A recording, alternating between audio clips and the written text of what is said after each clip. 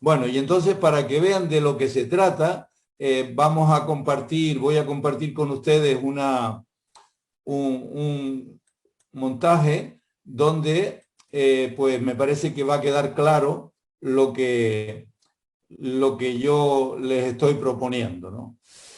Y bueno, y entonces de lo que se trata es de este logo del sínodo, ¿no? Es el sínodo de obispos del 21 al 23 que lleva como título por una iglesia sinodal, comunión, participación, misión.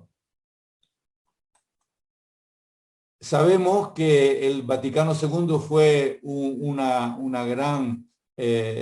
gran acontecimiento para la Iglesia, ¿no? Pero a los 50 años Dios nos ha sorprendido con otro regalo que nosotros consideramos así, el regalo del Papa Francisco, ¿no? El Papa Francisco también nos ha regalado todo un estilo de vivir y de realizar su ministerio, su servicio a toda la Iglesia con gestos, pero sobre todo nos ha hecho tres grandes regalos con esas tres encíclicas que tuvimos la suerte de presentar y de comentar en la semana, ¿no? La alegría del Evangelio, sobre el cuidado de la casa común, y todos hermanos, sobre la fraternidad y la amistad social. Son tres grandes documentos que son tres grandes regalos que el Papa ha hecho a la Iglesia y también a la humanidad, porque tienen una dimensión que sobrepasa las fronteras de la Iglesia, ¿no? Pero no solo eso, sino que también el Papa Francisco nos ha vuelto a sorprender con la convocatoria de un sínodo de toda la Iglesia a celebrar entre octubre de 2021 y octubre de 2023. Ha sido una verdadera sorpresa que trataré un poco de descifrar y de valorar de lo que significa para nosotros, ¿no? Es la primera vez que sucede una cosa así en la historia de la Iglesia. Estamos siendo testigos de algo totalmente novedoso en la historia de la Iglesia.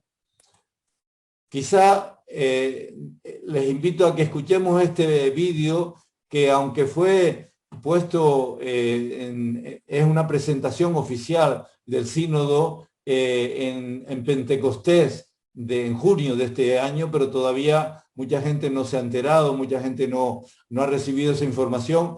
Les invito a que lo escuchemos con atención y después lo podemos comentar mejor. Son solo 2 minutos.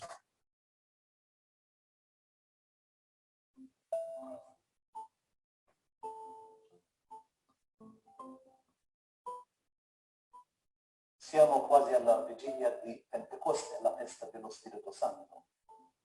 E proprio oggi vogliamo farvi un annunzio a nome del Santo Padre che prossimo ottobre tutta la Chiesa inizierà un cammino sinodale che porterà al Sinodo dei Vescovi che sarà celebrato nell'ottobre del 23 con il tema Chiesa sinodale, partecipazione, comunione e missione.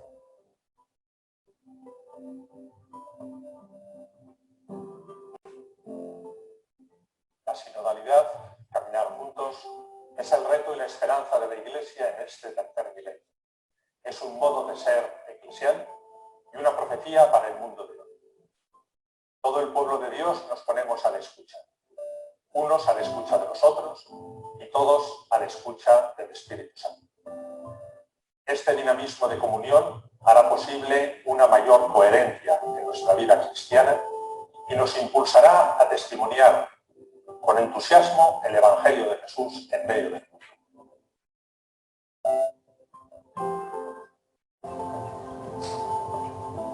Une église synodale est une église de l'écoute. L'enjeu du prochain synode est de démarrer par une vaste consultation au niveau le plus local avec une première phase diocésaine qui se terminera par une réunion pré-synodale, une deuxième phase au niveau des conférences épiscopales qui synthétiseront tous les apports de la consultation à la base et une phase continentale qui produira un document final qui alimentera in fine le synode des évêques d'octobre 2023.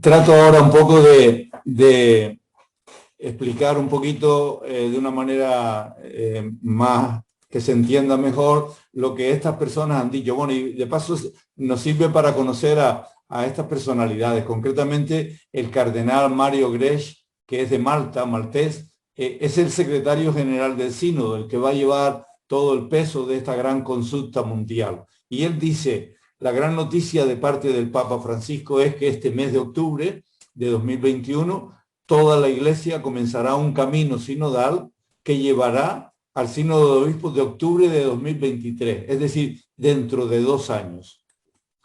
Él tendrá por título Por una Iglesia sinodal, comunión, participación y misión.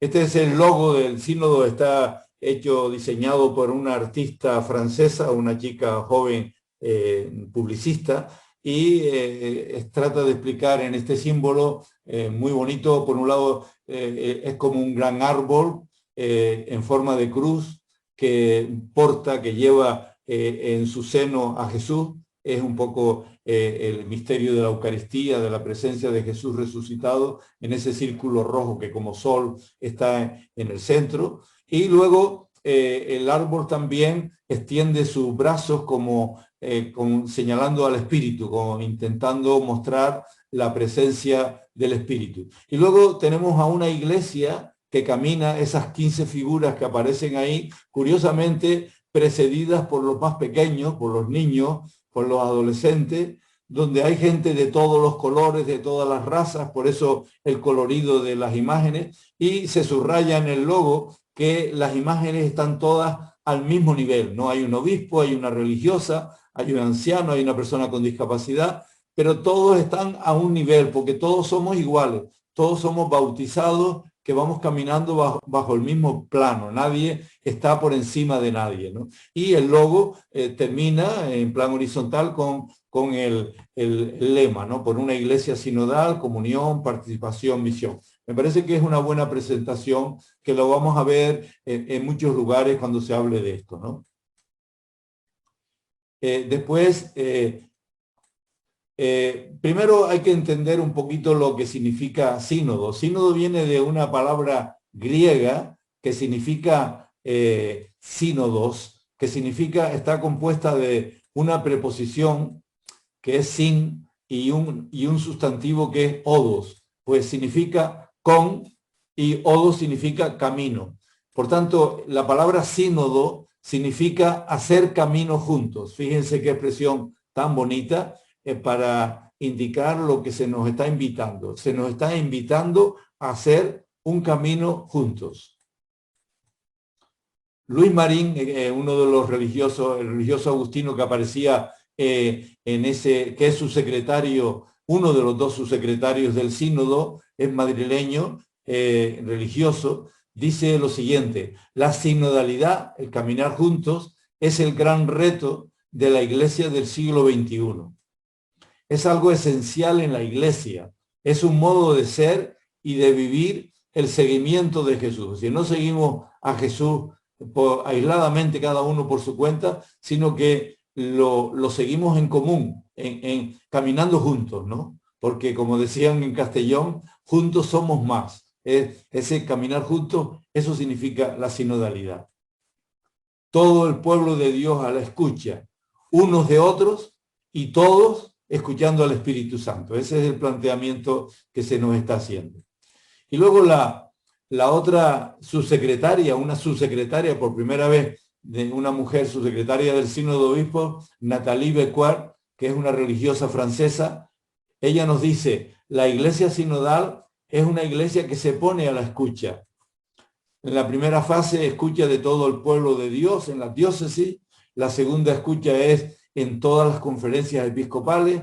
la tercera fase sería la escucha continental en 7 zonas mundiales. Es decir, que va a haber de abajo arriba una gran consulta de todo el pueblo de Dios. Todo el proceso concluye en el Sínodo de Obispos de octubre de 2023 en Roma. Ahí tenemos un detalle de cómo es el proceso, ¿no? Es un proceso que está empezando ahora, como ven, en septiembre del 21 ha habido un documento preparatorio, un vademecum. Luego ahora, en octubre, precisamente el 9 y 10, hoy mismo en Roma, se está presentando a nivel mundial, se está celebrando la apertura del sínodo, y luego el domingo que viene, el 17 de octubre, va a haber una celebración de apertura en todas y cada una de las diócesis del mundo. Luego se invita a trabajar durante de octubre hasta abril, de forma que se hará al final una síntesis que se presentará en abril. Luego esa síntesis, las conferencias episcopales la mandan a Roma, y en Roma la Secretaría elabora lo que se llama el Instrumentum Laboris.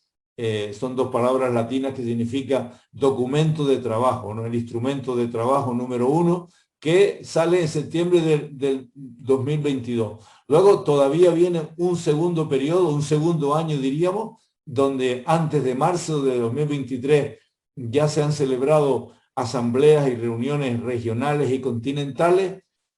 Eso concluye en 7 documentos finales que se envían a Roma en marzo del 23, documentos finales, y la Secretaría elabora el segundo Instrumentum Laboris en junio del 23, y finalmente en octubre del 23 en Roma se celebra el sínodo. Como vemos, es un proceso único, original, totalmente inédito en la Iglesia, que partiendo de este octubre llega a octubre dentro de 2 años, con todo ese proceso de lucha. Y si se dan cuenta, digo, de escucha, de discernimiento. En la nota que dice abajo, pues quien hace el proceso son la vida consagrada, las uniones y fraternidades, las asociaciones de fieles, ahí estamos nosotros, los institutos también universitarios, es decir, todo el mundo está invitado por el Papa a hacer este proceso.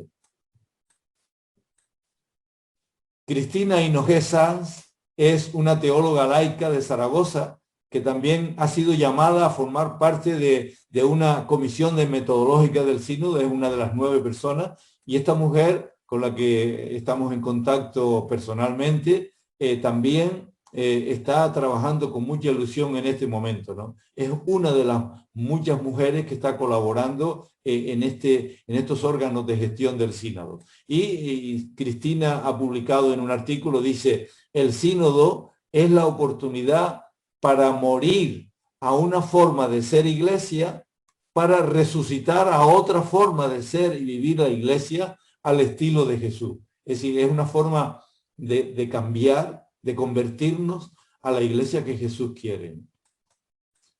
Y en casa, José María Marín, teólogo y conciliario de la Frater de Castellón, José María Marín también recientemente ha escrito unos cuantos artículos sobre el tema y acaba de escribir en Religión Digital, dice, nos corresponde ahora, especialmente a los laicos, que son más libres y están menos apegados a tradiciones y prácticas del pasado, implicarse en el sínodo, no solo manifestando su opinión, sino haciendo valer su derecho a ser escuchados en cada diócesis y en la Iglesia Universal. En el sínodo que se inicia tenemos una nueva oportunidad, dice José María, para consolidar las intuiciones y deseos del Papa Bueno, Juan XXIII, y del Concilio Vaticano II. Es decir, el sínodo es como recuperar aquel aliento, aquel aire fresco que entró en la Iglesia con el Concilio Vaticano II. Y el Papa Francisco, pensamos, ¿no?, que son 2 grandes novedades de esta iniciativa que ha tenido, ¿no? Por un lado es el tema elegido. No coge un tema cualquiera, sino hacia una iglesia sinodal. Después de haber estado durante 50 años, han habido hasta 15 asambleas ordinarias importantes sobre la evangelización, la familia, la juventud, la masonía, etcétera. Ahora dice, vamos a dedicar un tema a la iglesia como tal, o sea, el caminar sinodal de la iglesia. Y después, por otra parte, una gran novedad es la forma de abordarlo, que es haciendo un proceso sinodal. Es decir, no tratando temas de manera teórica, sino caminando juntos en sínodo para entender lo que significa el sínodo. Es como se aprende la sinodalidad practicándola y haciéndola en un proceso de escucha y discernimiento. Yo siempre digo, por ejemplo, que aprender a montar en bicicleta no se aprende leyendo libros, sino montando en bicicleta, ¿no? Te caes, te tienes que levantar otra vez, es difícil guardar el equilibrio, es difícil, pero hasta que no montes en bicicleta, no sabes lo que es montar en bicicleta. Bueno, hasta que no hagamos un proceso sinodal como el Papa nos está pidiendo, no entenderemos lo que significa que la iglesia es sinodal. El Papa mismo lo dice, es fácil comprender este tema, pero es un poco más difícil practicarlo. O vamos a practicarlo, dice el Papa. Es realmente interesantísimo la propuesta, ¿no? Bueno, el sínodo de obispos es un rollo que hay ahí largo, cuyo origen nació en 1965, fue recuperado porque se mantuvo en la iglesia oriental esa costumbre de hacer sínodo, pero en la iglesia occidental en el segundo milenio se fue perdiendo, ¿no? La iglesia se fue haciendo como una especie de pirámide donde está todo tan jerarquizado que los que mandan son los que están arriba y la base no es nunca prácticamente consultada. Pues se intenta recuperar con esta institución del sínodo desde el año 65 esta experiencia. Y con esta forma que la va a hacer Francisco, todavía una experiencia mucho más radical, ¿no? Ahí aparecen todos los temas de todos los sínodos que se han tratado en años anteriores, que vamos, no hace falta detenernos en ello, pero aparecen muchísimos temas, pero que el tema de este año es realmente como más importante y fundamental. El proceso del sínodo de obispo es una gran oportunidad. Es lo que podríamos decir es un kairos, es la hora de Dios. Fíjense que los griegos distinguen lo que es el cronos y el kairos. El cronos es el paso del tiempo, el que marca el reloj. Y el kairos es el momento preciso, el momento oportuno, el momento providencial, el momento de Dios. Este es el momento de Dios para la iglesia, el kairos de la iglesia, ¿no? Hace falta un cambio estructural en la iglesia, pero también hace falta un cambio espiritual profundo en nosotros, ¿no? Hace falta una conversión radical, que consiste en esto. Fíjense qué formulación más clara. Pasar de una iglesia clerical, que es la que tenemos, a una iglesia sinodal. Una iglesia donde mandan unos pocos y los demás se limitan a obedecer, y a una iglesia donde todos y cada uno podemos opinar y participar. Eso es una iglesia sinodal. El Papa se atrevió en el año 2015, cuando empezó a hablar de este sínodo. Esto no es una improvisación que se le ha ocurrido en una noche así de sueño al Papa Francisco. Esto viene de atrás. Desde el año 2015, el Papa pensó lo que acaba de proponer ahora. Dice, la iglesia tiene que ser como una pirámide invertida, ¿no? No una pirámide donde arriba estén los que mandan y abajo, en la base, esté el pueblo llano, el pueblo analfabeto, el pueblo pasivo, sino que yo quiero, dice el Papa, que la iglesia sea una pirámide invertida, donde los que mandan estén abajo, estén al servicio, estén como Jesús sirviendo, arrodillándose a los pies de los discípulos para lavarles los pies. Es decir, que los que sacerdotes, pastores, cardenales, obispos y el Papa estén abajo, iguales a todos, pero abajo, sirviendo.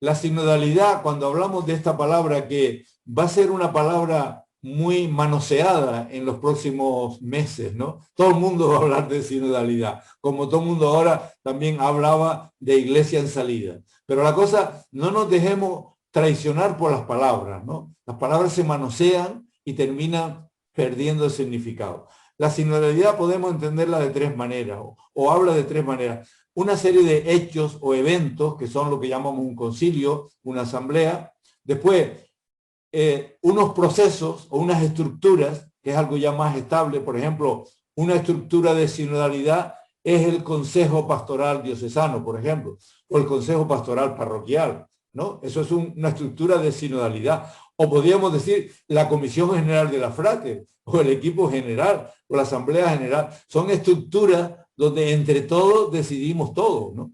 Y después, sobre todo, cuando hablamos de sinodalidad, estamos hablando de una manera de ser y de vivir la iglesia siempre, todos los días. Caminar juntos, decidir juntos. Por ejemplo, fíjense, nos hemos acostumbrado a que los jueves santos vemos que el sacerdote o el obispo se agacha a lavar los pies de una serie de personas imitando el gesto de Jesús. Eso lo hacemos el jueves santo y después nos olvidamos. Y no es así. Todos los días del año hay que estar arrodillados lavándole los pies a los demás. Es decir, que no es un gesto para hacerlo una vez, sino para caminar siempre juntos, para decidir siempre juntos, ¿no? Eso es la sinodalidad. Tiene que ver con la misma constitución de la Iglesia de Jesús. Una iglesia de personas bautizadas, que somos todas iguales, aunque haya distintos carismas y ministerios, pero por el bautismo somos radicalmente iguales todos y todas, ¿no? Fíjense, una regla sagrada del primer milenio, que después se fue olvidando en la iglesia, lo voy a poner primero en latín y luego la traducción, dice, quod omnes tangit, ab omnibus tractari debet. Lo que afecta a todos debe decidirse entre todos. Por eso decía Enrique antes que nosotros en Frater tenemos una gran experiencia de sinodalidad. Por ejemplo, lo que afecta al movimiento, tenemos que decidirlo entre todos. No lo pueden decidir 2 o 3 listillos nada más, sino que todos tenemos que participar. Bueno, pues ese principio es una regla sagrada que ahora se trata de recuperar. Lo que afecta a todos y cada uno de los bautizados, deberíamos tratarlo, decidirlo, discernirlo entre todos. Por tanto, eso supone un cambio enorme, una conversión estructural, pero también un cambio de actitudes, ¿no? En cada uno de nosotros, ¿no? Fíjense, se trata de una dinámica de ese proceso de escucha y discernimiento que Luis Marín, el subsecretario que habló antes, lo formula muy bien así. Dice, todos, o sea, muchos, todo el pueblo de Dios, después unos pocos, que son los pastores, y 3, uno solo, que es el obispo de Roma. Es decir, unos y unas a la escucha de los otros y las otras en los 3 niveles. Todo el pueblo de Dios escuchándose unos a otros, los pastores escuchando al pueblo de Dios y el pueblo de Dios escuchando a los pastores, y luego el obispo de Roma, el Papa, escuchando a los pastores y al pueblo, y esa continua reciprocidad, ese es el proceso de escucha y de discernimiento en el que nos queremos introducir. Y después todos y todas a la escucha del Espíritu. Es decir, cómo Dios nos habla a través de cualquiera de estos niveles o de estas personas. Cualquier voz puede ser la voz del Espíritu si estamos atentos, ¿no? Fíjense que esto no se ha quedado en buenas intenciones, sino que se ha dotado el proceso de una serie de instrumentos de trabajo, ¿no? Hay una página web que está, fíjense ustedes, por primera vez en la historia de la Iglesia, cualquier persona, incluso no creyente, puede abrir esa página web del sínodo y descargar los documentos y todas las aportaciones. Es decir, esto está totalmente abierto, la página web. Luego hay un documento preparatorio, que es este que tienen ahí impreso. Lo tengo yo, lo tenemos en papel, pero vamos, también lo pueden bajar cualquier persona de la página web. Luego hay un vademecum.